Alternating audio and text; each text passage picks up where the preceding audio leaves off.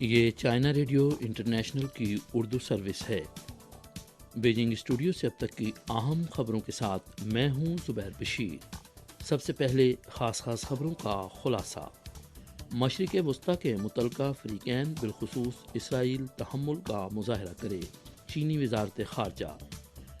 روس سے برآمد ہونے والے ڈیزل کی قیمت پر حد لگانے کے منصوبے پر G7 ممالک کا اتفاق۔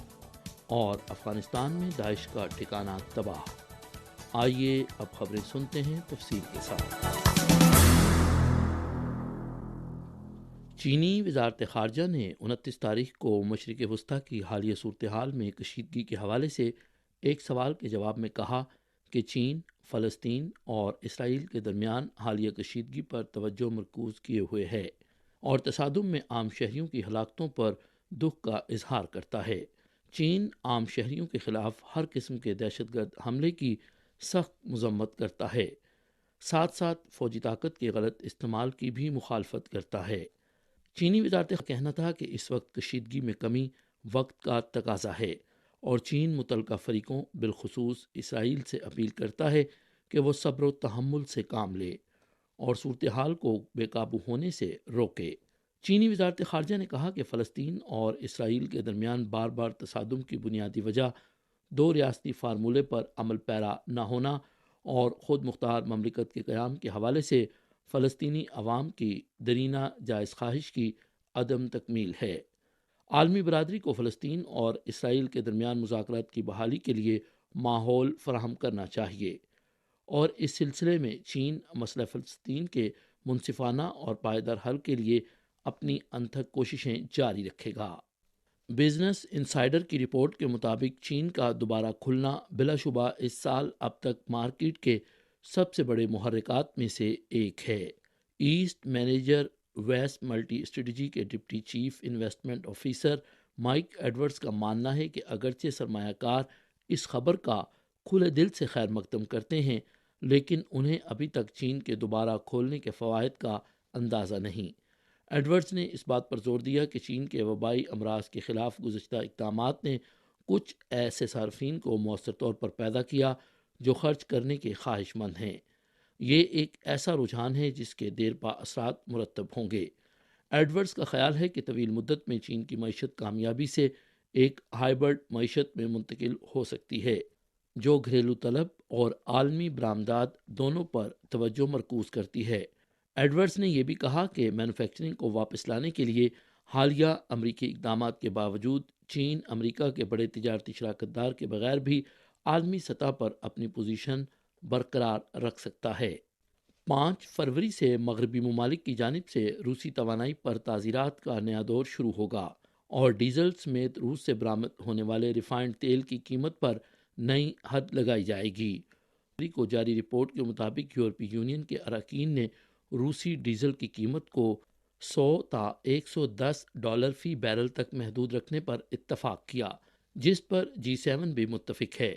گزشتہ سال 5 دسمبر کو G7 یورپی یونین اور آسٹریلیا نے روس سے باراستہ سمندر برآمد ہونے والے خام تیل کی قیمت پر $60 فی بیرل کی حد لگانا شروع کی تھی اور اب 5 فروری سے ان کی جانب سے روس کے ریفائنڈ تیل کی قیمت پر بھی اس قسم کی حد لگانے پر اتفاق کیا گیا ہے۔ مغربی ممالک کے اقدامات کے جواب میں روس نے اعلان کیا کہ 1 فروری سے ان ممالک کے لیے پیٹرول مصنوعات کی فراہمی بند کر دی جائے گی۔ اس اعلان کے پیش نظر یورپی ممالک روس سے توانائی کی خریداری تیز کر رہے ہیں۔ روسی میڈیا کے مطابق 26 جنوری کو امریکہ کی نائب وزیر خارجہ وکٹوریہ نولینڈ نے کانگریس کی سماعت کے دوران کہا کہ انہیں یقین ہے کہ امریکی حکومت North Stream gas pipeline کو نقصان پہنچانے کے واقعے پر مطمئن ہے۔ اس پر روسی وزارت خارجہ کے ترجمان زاخارووا نے 28 تاریخ کو سوشل میڈیا پر اپنے ایک بیان میں کہا کہ نولینڈ کے ریمارکس اس بات کو ثبوت ہیں کہ امریکی حکومت شہری انفراسٹرکچر پر دہشت گردانہ حملوں کی حمایت کرتی ہے اور عالمی توانائی کی سلامتی کو نقصان پہنچانے کی ترغیب دے رہی ہے۔ روس کی سپوتنک نیوز ایجنسی کے مطابق نولینڈ کے ریمارکس امریکہ میں تنقید کا نشانہ بنے۔ گزشتہ سال نومبر میں نارتھ اسٹریم 1 اور نارتھ اسٹریم 2 پائپ لائن دھماکے کے بعد لیک ہوئیں۔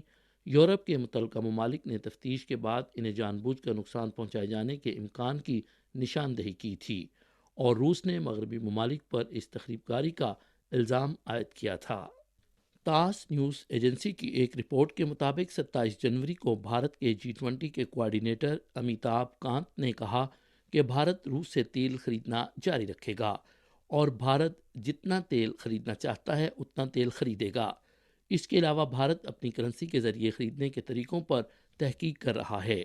رپورٹ کے مطابق کانت نے کہا کہ مغربی ممالک کی جانب سے روس پر پابندیاں عائد کیے جانے کے بعد بھارت نے روس سے تیل خریدنا ختم نہیں کیا۔ کانت کا کہنا تھا کہ روس کی آئل کمپنیاں بھارت میں سرمایہ کاری کر رہی ہیں اور ہمارے روس کے ساتھ دوستانہ تعلقات ہیں۔ انہوں نے کہا کہ بھارت اور روس کے تعلقات میں کوئی تبدیلی نہیں آئی۔ بھارت کے G20 کے کوارڈینیٹر نے کہا کہ ماسکو اور نئی دہلی اپنی کرنسی کے ذریعے تجارت کرنے کے امکانات کا جائزہ لے رہے ہیں۔ بھارت تیل کی درآمدات کے حوالے سے دنیا کا تیسرا سب سے بڑا ملک ہے۔ 2022 کے آغاز میں روس سے بھارت کو تیل کی درآمد صرف 0.2% تھی، جبکہ 2022 کے آخر تک یہ حجم 20% سے زائد ہو چکا ہے۔ رپورٹ کے مطابق بھارت روس سے تیل کی خریداری پر مغرب کی جانب سے عائد کی جانے والی پابندیوں کی حمایت نہیں کرتا۔ امریکی ریاست ٹینیسی کے شہر میمفس کی پولیس نے 27 جنوری کو رواں ماہ کی 7 تاریخ کو پولیس تشدد سے ہلاک ہونے والے افریقی نژاد امریکی شخص تھیل نیکولس کی ویڈیو جاری کی۔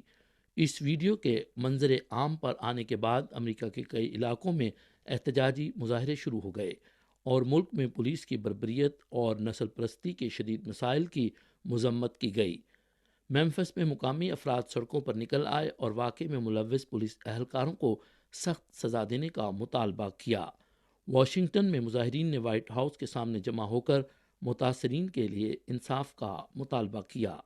29 تاریخ کی صبح افغان عبوری حکومت کے ترجمان نے بتایا کہ حالیہ عرصے میں افغان حکومت نے انتہا پسند تنظیم داعش کے متعدد دہشت گرد حملوں کو ناکام بنا دیا اور داعش کے اہم ٹھکانوں کو تباہ کر دیا۔ ترجمان نے مزید کہا کہ افغان عبوری حکومت ملک کے مختلف علاقوں میں داعش پر کاری ضرب لگا رہی ہے اور کابل سمیت متعدد شہروں میں داعش کے اہم ٹھکانوں کو تباہ کر دیا ہے۔ مقامی ذرائع ابلاغ کے مطابق سری لنکا کے صدر وکرم سنگھے نے ایک خصوصی حکم نامے کے ذریعے سری لنکا کی پارلیمنٹ کو 27 جنوری کی رات سے 8 فروری تک معطل کرنے کا اعلان کیا۔ سری لنکا کی حکومت نے اس اقدام کی وضاحت نہیں کی، تاہم صدر وکرم سنگھے نے ایک بیان میں کہا کہ وہ 8 فروری کو قوم سے خطاب میں نئی پالیسی اور نئے قوانین کا اعلان کریں گے تاکہ معاشی بحران سمیت متعدد مسائل کو حل کیا جا سکے۔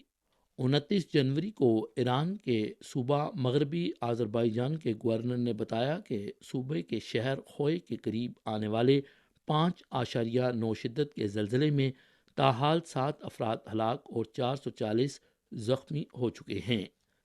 تہران یونیورسٹی کے انسٹیٹیوٹ آف جیو فزکس کی اطلاعات کے مطابق 28 جنوری کو مقامی وقت شام 9:44 پر خوئے کے قریب 5.9 شدت کا زلزلہ آیا، جس کے مرکز کی گہرائی 7 کلومیٹر تھی۔ رواں سال کا جشن بہار چین میں انسداد وبا کے نئے مرحلے میں داخلے کے بعد پہلا جشن بہار ہے۔ اعداد و شمار کے مطابق حالیہ 7 روزہ تعطیلات کے دوران چین کی ملکی اور غیر ملکی سیاحت کے حوالے سے 30 کروڑ 80 لاکھ ٹرپس دیکھے گئے۔ ملکی سیاحتی آمدن کا حجم 3.76 کروڑ چینی یوان رہا، جس میں بالترتیب سال بسال 23.1% اور 30% کا اضافہ ہوا۔ اس کے ساتھ ساتھ چین میں فلم باکس آفس کا حجم 6.75 کروڑ 80 لاکھ یوان تک جا پہنچا، جس میں سال بسال 11.89% کا اضافہ ہوا۔ یہ اعداد و شمار 2023 کے لیے چینی معیشت کے اچھے آغاز کی علامت ہیں۔ کئی سالوں سے اسراف چین کی معاشی ترقی میں بنیادی قوت کا کردار ادا کر رہا ہے۔ گزشتہ سال کے اواخر میں منعقدہ چین کی سینٹرل اکنامک ورک کانفرنس میں واضح کیا گیا تھا کہ 2023 میں اسراف کی بحالی و ترقی پر توجہ دی جائے گی۔ یہ تھیں چائنا ریڈیو انٹرنیشنل کی اردو سروس سے اب تک کی اہم خبریں۔ زبیر بشیر کو اجازت دیجیے۔ مزید خبروں کے لیے دیکھیے ہماری ویب سائٹ، پتہ ہے urdu.cri.ca۔